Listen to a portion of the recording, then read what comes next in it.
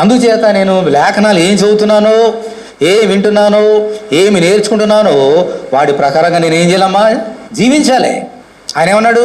ఈ లోకం వెలుగు వచ్చిన నా అడుగుజాడని నడవండి అని ఒక మాదిరి చూపించాడు ఆయన. విశ్వాసం కర్తవ్యాన్ని కొనసాగించేవాడని వేసో చూస్తూ ఆ మార్గంలో వెళ్ళిపోవాలి మనందరం కూడా ఆ నిత్యజీవంలోనికి. అంచేత ఏమి చదువుతున్నామో దాన్ని పక్కన పెడితే మన నిత్యజీవం పొందుకోలేము. ఓకే, ఇప్పుడు కాలేజీకో లేదంటే స్కూల్కి వెళ్తారు, టీచరో లెక్చరరో ప్రొఫెసరో చెప్తాడు, అందరూ స్టూడెంట్ అందరూ వింటారా? ఎంతమంది చదువుతారు? విన్నదే. ఎంతమంది ఇంటికి వెళ్ళి ప్రాక్టీస్ చేస్తారు?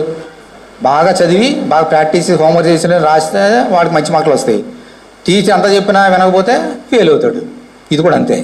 దేవుని యొక్క సువార్తని, దేవుని యొక్క లేఖనాలని చదవాలి. చదివినంత మాత్రం సరిపోదు.